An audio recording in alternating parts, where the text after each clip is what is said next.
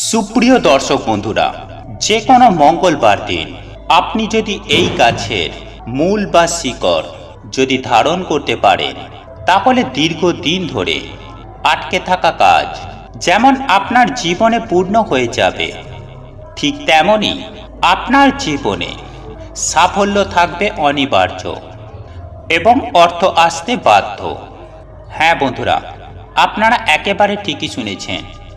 আজ আমি আমার এই ভিডিওর মাধ্যমে এমন একটি গাছের মূল বা শিকড়ের কথা বলবো, যেটি আপনি যদি মঙ্গলবারের মতো দিনে যদি আপনি ধারণ করতে পারেন, তাহলে আপনার দুর্ভাগ্য দূর হয়ে গিয়ে অখণ্ড সৌভাগ্যের অধিকারী হবেন।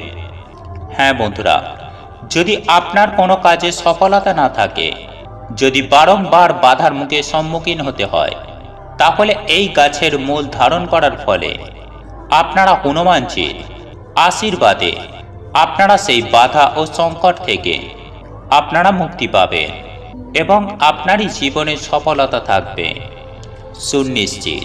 চলুন এইবার মূল আলোচনায় প্রবেশ করা যাক। তবে বন্ধুরা, মূল আলোচনায় প্রবেশ করার আগে হনুমানজির নাম স্মরণ করে জয় হনুমানের জয় লিখে কমেন্ট অবশ্যই করবেন। বন্ধুরা, আমি সবার প্রথমেই আপনাদেরকে জানিয়ে রাখি, আপনাদের গৃহে বাস্তুদোষ রয়েছে কিনা সেটা আপনারা কিভাবে বুঝবেন। নাম্বার 1, যদি আপনারা অনুভব করেন যে বাইরের পরিবেশে আপনারা অত্যন্ত আনন্দিত রয়েছেন, হেসে খেলে সব একসঙ্গে মেলামেশা করছেন, গল্প গুজব করছেন, মনে ফুর্তি রয়েছে, কিন্তু যখনই আপনারা নিজেদের ঘরে আসবেন, তখন যদি আপনাদের মনটা বিষাদে পরিপূর্ণ হয়ে যায়, এছাড়াও বাকি সদস্যদের সাথে মনোমালিন্য সৃষ্টি হয়, বচসা তৈরি হয়, সব সময় মনটা দেখবেন ভারাক্রান্ত লাগবে, অযথা মাথায় টেনশন আসবে, নানান রকম দুশ্চিন্তা আসবে। বন্ধুরা, যদি এই রূপ সমস্যাগুলি আপনাদের সঙ্গে হয়, তাহলে এর মানে বুঝবেন যে কোনো নেগেটিভ এনার্জি বা আপনাদের বাস্তুতে দোষ রয়েছে। বন্ধুরা, এরপর দ্বিতীয় যে বিষয়টির কথা বলবো তা হলো, বন্ধুরা, আপনার বাড়ির সদস্যদের প্রতিনিয়ত যদি কোনো শারীরিক সমস্যা লেগেই থাকে, সদস্যদের মধ্যে একজন ঠিক আছে তো আরেকজন শারীরিক সমস্যায় পড়ে যাচ্ছে, এই রকম সমস্যা যদি পরিবারে দেখা দেয়, তাহলে আপনার সংসারে এবং আপনার পরিবারে বাজে খরচ বৃদ্ধি হবে এবং অপচয় হবে অর্থের। এক্ষেত্রেও কিন্তু ইন্ডিকেট করে যে আপনাদের গৃহে নিশ্চয়ই কোনো বাস্তু সংক্রান্ত সমস্যা রয়েছে। এরপর তৃতীয়ত, যদি আপনাদের গৃহে দীর্ঘদিন ধরে কোনো শুভ সমাচার একেবারেই আসছে না, বা ঘরে কোনো মাঙ্গলিক কর্ম হচ্ছে না, কোনো শুভ অনুষ্ঠান হচ্ছে না, তাহলে সেক্ষেত্রেও কিন্তু মনে করা হয় বাস্তু সমস্যা থাকতে পারে। নাম্বার 4, বন্ধুরা, এই ঘটনাটি কিন্তু অনেকের সঙ্গেই হয়ে থাকে। দেখবেন হঠাৎ করেই বাড়ির অন্দরে প্রচন্ড বাজে গন্ধ ছড়িয়ে পড়ে। দেখুন বন্ধুরা, যে পরিবারে বা যে সংসারে ভগবানের বাস থাকে, সেখানে কিন্তু পজিটিভ এনার্জি বৃদ্ধি হয়, যার ফলে ভালো গন্ধ বা ধূপ চন্দনের গন্ধ ঘরের মধ্যে সৃষ্টি হয়।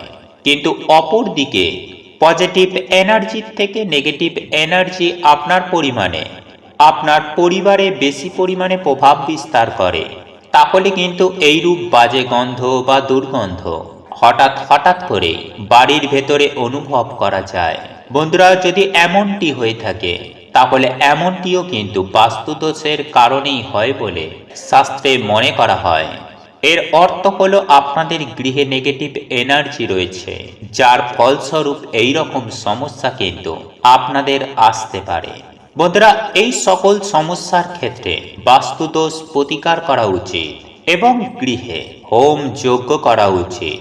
নাম্বার 4, বন্ধুরা, আমাদের প্রত্যেকটি পরিবারেই একটি হলেও ঘড়ি থাকে, কিন্তু এই ঘড়ি যদি হঠাৎ করে বন্ধ হয়ে যায়, বা যদি কোনো ইলেকট্রনিক যন্ত্রাংশ বারবার খারাপ হয়ে যায়, অথবা আপনারা হয়তো আপনাদের গৃহে গাছ লাগাচ্ছেন, কিন্তু সেই গাছ সতেজ থাকছে না বা বেঁচে থাকছে না, কোনো না কোনো কারণে শুকিয়ে যাচ্ছে, অথবা আপনারা যে কাজে হাত দিচ্ছেন সেই কাজে আপনারা অসফলতা পাচ্ছেন, এছাড়াও দীর্ঘদিন হয়তো কোনো বকেয়া টাকা ফেরত পাচ্ছেন না এবং আপনাদের পরিবারে হয়তো ঋণে জর্জরিত হয়ে যাচ্ছেন।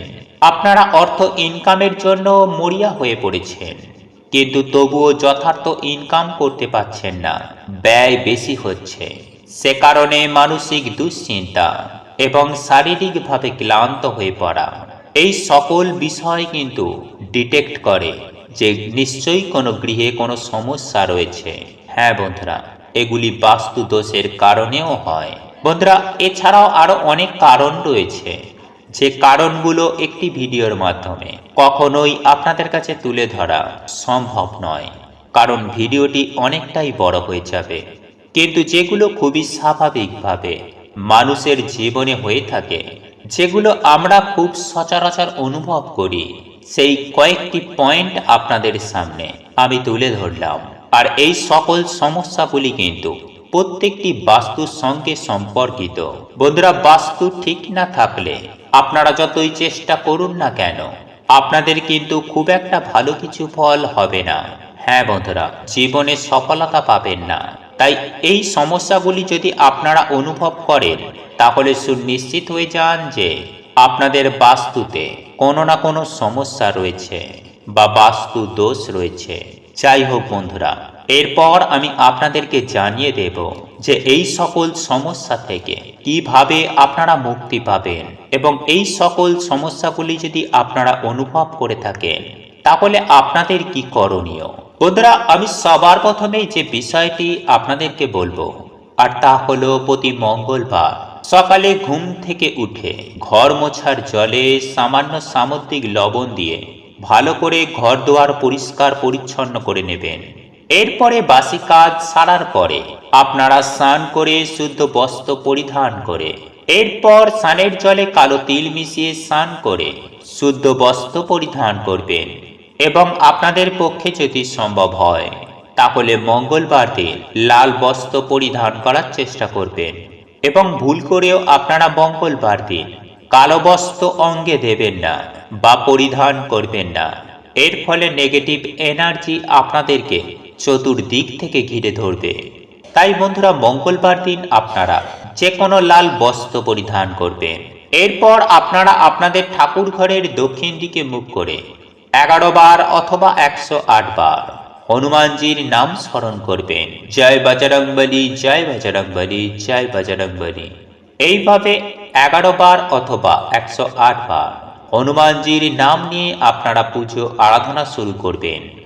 বন্ধুরা, বজরংবলীর অশেষ কৃপায় আপনারা কিন্তু অনেক উপকার, নেগেটিভ এনার্জি থেকে রক্ষা পাবেন। বন্ধুরা, আপনারা প্রত্যেকেই জানি যে মঙ্গলবার দিন হলো হনুমানজির উপাসনার দিন। একই সঙ্গে আপনার যে গৃহদেবতা বা ইষ্ট দেবতা রয়েছে, ওনাকেও কিন্তু আপনাদের প্রণাম জ্ঞাপন করতে হবে এবং পুজোও করতে হবে, বা যাকে আপনি মন থেকে খুব মানেন। বিপদ আপদে পড়লে যার নাম স্মরণ করেন, সেই দেব বা দেবীকে আপনারা মন থেকে ডাকবেন এবং ওনার পুজো আরাধনা করবেন। বন্ধুরা, এরপর আপনারা বজরংবলীর ছবি বা মূর্তির সামনে একটুখানি কর্পূর রেখে দেবেন। সাথে আপনার যে গৃহ দেবতা রয়েছে, যিনি আপনার ইষ্ট দেবতা রয়েছেন, যাকে আপনি মনে প্রাণে বিশ্বাস করে ডাকেন, তার উদ্দেশ্যে এই কর্পূর রেখে দিতে হবে। বন্ধুরা, এরপর পুজো আরাধনা হয়ে যাবার পরে আপনাদের সমস্ত মনস্কামনা, মনের ইচ্ছাগুলি ঈশ্বরকে জানিয়ে আপনারা পুজো আরাধনা সম্পূর্ণ করে সন্ধ্যার সময়ে যখন আপনারা সন্ধ্যা দেবেন, তখন অতি অবশ্যই প্রদীপ প্রজ্বলিত করবেন এবং প্রত্যেকটি দেবদেবীকে স্মরণ করে তুলসী মাতার উদ্দেশ্যে প্রদীপ দেখিয়ে আপনারা যে কর্পূরগুলি ঈশ্বরের চরণে রেখেছিলেন, সেই কর্পূরগুলি নিয়ে ওই জ্বলন্ত প্রদীপের মধ্যে দেবেন এবং ভালো করে সন্ধ্যা আরতি করবেন। এবং আপনাদের যে সদর দরজা রয়েছে, সেই সদর দরজার ডান দিকে আপনারা কিন্তু ভালো করে কর্পূর জ্বালিয়ে দেবেন। বন্ধুরা, এর ফলে আপনাদের গৃহে সমস্ত প্রকার বাস্তু দোষ নষ্ট হয়ে যাবে। এবং কর্পূর যখন জ্বালাবেন, তখন অতি অবশ্যই বজরংবলীর নাম স্মরণ করবেন। সেই সঙ্গে সঙ্গে আপনার ইষ্ট দেবতার নাম স্মরণ করবেন। বন্ধুরা, এইভাবে যদি আপনারা প্রত্যেকটি মঙ্গলবার এই একটিমাত্র কাজ করতে পারেন, তাহলে যেরকমই বাস্তু দোষ আপনাদের গৃহে থাকুক না কেন তা কিন্তু সুনিশ্চিতভাবে কেটে যাবে। আপনারা সুস্থ জীবন যাপন করতে পারবেন, অর্থনৈতিক উন্নতি হবে এবং শারীরিক দিক থেকেও আপনারা কিন্তু অত্যন্ত সুস্থ এবং সবল থাকবেন। এক কথায় বলতে গেলে আপনাদের পুরো পৃথিবী বদলে যাবে। হ্যাঁ বন্ধুরা, যখন এই কর্পূরের গন্ধ আপনাদের গৃহে ছড়িয়ে পড়বে তখন কিন্তু যাবতীয় নেগেটিভ এনার্জি তখন কিন্তু ধ্বংস হয়ে যাবে। এবং কর্পূরের গন্ধ প্রত্যেকটি দেবদেবীর অত্যন্ত প্রিয়, তাই ওই গন্ধে কিন্তু আপনাদের পরিবারের ভেতর আপনাদের গৃহে পজিটিভ এনার্জি অত্যন্ত পরিমাণে তৈরি হবে এবং ঈশ্বরের কৃপাদৃষ্টি আপনাদের ওপরে থাকবে, যার ফলে যেরকমই আপনাদের জীবনে বাস্তু দোষ থাকুক না কেন তা সুনিশ্চিতভাবে কেটে যাবে। বন্ধুরা, একই সঙ্গে আরো একটি বিষয় মাথায় রাখবেন যে প্রতি মঙ্গলবার দিন এবং শনিবার দিন আপনারা কিন্তু হনুমান চালিসা অতি অবশ্যই পাঠ করবেন। এর ফলেও কিন্তু জীবনে খুব সহজেই আয় উন্নতি করা যায়, ঠিক তেমনি শারীরিক দিক থেকে, মানসিক দিক থেকে ও আর্থিক দিক থেকেও উন্নতি কিন্তু সুনিশ্চিতভাবে পাবেন। বন্ধুরা, হনুমানজির কৃপা যে ব্যক্তির ওপরে থাকে তার জীবনে কখনোই আর্থিক কষ্টের করাল ছায়া পড়ে না, সেই ব্যক্তি সফলতা অতি অবশ্যই পায়। বন্ধুরা, মঙ্গলবার দিন এই উপায় বা ক্রিয়াটি একবার করে দেখুন, সুনিশ্চিতভাবে আমি বলতে পারি আপনারা সুফল পাবেন, আপনাদের জীবন, আপনাদের ভাগ্য বদলে যাবে। বন্ধুরা, আপনারা প্রত্যেকেই জানি যে মঙ্গলবার হলো হনুমানজির বার এবং এই হনুমানজি হলেন এই কলিযুগে কালজয়ী এবং অমরত্বের একজন দেবতা। বন্ধুরা, আমরা প্রত্যেকেই জানি যে মাতা সীতা ও রামচন্দ্রের আশীর্বাদে হনুমান আজও অমর হয়ে আছেন এবং শত শত কোটি কোটি ভক্তজনের মাঝে তিনি আজও শ্রেষ্ঠ। তাই আপনি যদি মঙ্গলবার দিন হনুমানজির নাম স্মরণ করে যদি আপনি আপনার কাছে এই গাছের মূল বা শিকড় ধারণ করতে পারেন বা আপনার সাথে রেখে দিতে পারেন, তাহলে আমি সত্যানুসরণ চ্যানেলের পক্ষ থেকে আপনাদের বলতে পারি যে আপনারা নানানভাবে উপকৃত হবেন এবং সমৃদ্ধ হবেন। বন্ধুরা, একটি কথা মনে রাখবেন যে এই হনুমানজি যেমন কলিযুগে অপরাজেয়, আবার ঠিক তেমনই তিনি স্বয়ং দেবাদিদেব মহাদেবের 11তম রুদ্র অবতার। হ্যাঁ বন্ধুরা, এমনটাই বিশ্বাস করা হয় যদি কোনো ভক্ত হনুমানজিকে মনে প্রাণে ডাকতে পারেন, অর্থাৎ মনে প্রাণে যদি স্মরণ করতে পারেন, তাহলে বলা হয় যে হনুমানজি তার সমস্ত সংকট, তিনি যেমন সংকট থেকে রক্ষা করেন, ঠিক তেমনি তার জীবনে সফলতা সুনিশ্চিতভাবে থাকেই থাকে। বন্ধুরা, আমরা অনেক সময় দেখে থাকি যে আমাদের অনেক কাজ দীর্ঘদিন ধরে আটকে থাকে, কোনো মতেই সেই কাজটি সম্পূর্ণ হতে চায় না বা প্রচণ্ড পরিমাণে বাধা অতিক্রম করতে হয়। তাদের উদ্দেশ্যে আমি এমন একটি গাছের কথা বলবো, যে গাছের মূলটি আপনি সঠিক নিয়মে যে কোনো পুরুষ বা ধরুন মহিলারা যদি ধারণ করতে পারেন, তাহলে তার জীবনে সুনিশ্চিত সফলতা আসবেই আসবে। হ্যাঁ বন্ধুরা, হনুমানজির আশীর্বাদে তার জীবন ধন্য হয়ে যাবে।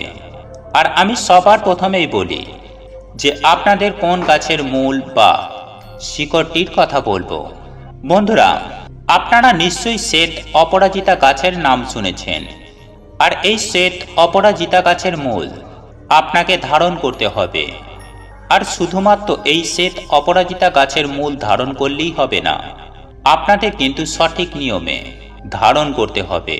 বন্ধুরা, আপনারা প্রত্যেকেই জানি যে সাধারণত দুই ধরনের অপরাজিতা ফুলের গাছ হয়ে থাকে, একটি হলো নীল অপরাজিতা ফুলের গাছ এবং অপরটি হলো শ্বেত অপরাজিতা ফুলের গাছ। এবং আপনারা এও জানেন যে মা দুর্গা এবং দেবাদিদেব মহাদেবের পছন্দের একটি অন্যতম ফুল হলো এই নীল অপরাজিতা। আর এই অপরাজিতা ফুল দেবাদিদেব মহাদেব পছন্দ করার কারণে এই ফুল হনুমানজিরও অত্যন্ত পছন্দের। বন্ধুরা, আপনারা জানেন যে এই সেট অপরাজিতা গাছের মূল আপনারা কিন্তু খুব সহজেই পেয়ে যেতে পারেন, কিন্তু এই গাছের মূল আপনাকে সঠিক নিয়মে ধারণ করতে হবে। তাই আমি সবার প্রথমেই বলি আপনাকে কি করতে হবে। বন্ধুরা, আপনারা যে কোনো মঙ্গলবার দিন সকাল সকাল ঘুম থেকে উঠে স্নান পর্ব সেরে নিয়ে আপনাকে যে কাজটি করতে হবে সেটি হলো, আপনি আপনার বাড়ির মধ্যে যেভাবে নিত্যদিন পুজো আরাধনা করেন ঠিক সেভাবে পুজো আরাধনা হয়ে যাবার পর আপনি যে শুদ্ধ বস্ত্র পরিধান করে থাকবেন সেই শুদ্ধ বস্ত্র পরিধান করেই আপনাকে কিন্তু এই শ্বেত অপরাজিতা গাছের মূল সংগ্রহ করতে হবে। তবে সেক্ষেত্রে কতকগুলো বিষয় আপনাকে খেয়াল রাখতে হবে, আর তা হলো, আপনি এই শিকড় বা মূল সংগ্রহ করার সময় আপনি কারোর সাথে কোনোরূপ কথা বলবেন না। ঠিক তেমনই আপনি মনের মধ্যে কোনো রকম খারাপ চিন্তা বা দুশ্চিন্তা বা অস্থিরতা বা চঞ্চলতা আপনি আপনার মনের মধ্যে আনবেন না। আপনি এক মনে হৃদয়ের অন্তর থেকে বিশ্বাস করে আপনাকে এই কাজটি করতে হবে, এবং আপনি যে কারণে এই মূল বা শিকড় ধারণ করতে যাচ্ছেন আপনি মনে মনে চিন্তা করুন যে 3 দিন 3 রাতের মধ্যেই আপনার সেই কাজ সম্পূর্ণ হয়েছে। বন্ধুরা, একই সঙ্গে আপনাকে আরও একটি বিষয় মাথায় রাখতে হবে, আর তা হলো এই প্রক্রিয়াটি করার সময় আপনাকে যেন কেউ না স্পর্শ করে বা আপনি কাউকে কোনোরূপ স্পর্শ করবেন না। এই বিষয়টিও আপনারা অতি অবশ্যই খেয়াল রাখবেন। বন্ধুরা, আপনারা যখন শ্বেত অপরাজিতা গাছের গোড়ায় যাবেন তখন এক নিঃশ্বাসে অপরাজিতা গাছের মূল সংগ্রহ করবেন, এবং আপনাকে নিতে হবে 1 গাঁট মাপের 2টো টুকরো, এবং সেই 2টো মূল আপনি সোজা আপনার বাড়িতে নিয়ে চলে আসবেন। তারপর আপনার কাজ হলো সেটিকে ভালো করে গঙ্গা জলে ধৌত করে আপনি সাদা বা লাল শালু কাপড়ে মুড়ে আপনি হনুমানজির অথবা দেবাদিদেব মহাদেবের চরণে নিবেদন করবেন। তারপর আপনি হনুমানজির উদ্দেশ্যে পুজো আরাধনা করবেন, এবং যদি আপনাদের পক্ষে সম্ভব হয় তাহলে হনুমান চালিসা পাঠ করতে কখনোই ভুলবেন না। আর যদি আপনার পক্ষে সেটা সম্ভব না হয় তাহলে আপনি 2 হাত জোড়ো করে এই মন্ত্রটি জপ করুন, আর এই মন্ত্রটি হলো জয় শ্রীরাম জয় হনুমান। হ্যাঁ বন্ধুরা, এই 2টি শব্দ আপনারা 108 বার বলতে থাকুন। তারপর 108 বার বলার পর ধূপ ধুনো প্রদীপ জ্বালিয়ে হনুমানজির আরতি করুন এবং সেই সঙ্গে লাড্ডু নিবেদন করুন। তারপর সন্ধ্যার পর বা সন্ধ্যা বেলায় বাড়িতে সন্ধ্যা দেওয়ার পর সেই লাল বা সাদা শালু কাপড়ের মধ্যে যে 2 টুকরো মূল রেখেছিলেন আপনারা সাদা সুতো দিয়ে সেই মূল দুটিকে বাঁধবেন, আর এই সাদা সুতো আপনাকে আগে থেকেই সংগ্রহ করে রাখতে হবে, এবং ছেলেরা হলে ডান হাতে এবং মেয়েরা হলে বাম হাতে ধারণ করবেন। আর যদি আপনাদের হাতে বাঁধতে কোনো রকম অসুবিধা হয় তাহলে আপনারা আপনার সঙ্গে সর্বদা যে জিনিসটি রাখেন অর্থাৎ আপনার মানি ব্যাগে আপনারা সদা সর্বদাই তাতে রেখে দিন। এর ফলে আপনাদের যে আটকে থাকা কাজ সেই আটকে থাকা কাজ যেমন সম্পূর্ণ হবে, ঠিক তেমনই আপনার সামনে যখনই যাই বিপদ বা বাধা আসুক না কেন সেই বিপদ বা বাধা থেকে স্বয়ং হনুমানজি আপনাদের রক্ষা করবেন, এবং প্রত্যেকটা জায়গায় প্রত্যেকটা মুহূর্তে সফলতা সুনিশ্চিতভাবেই আপনার জীবনে মিলবেই মিলবে।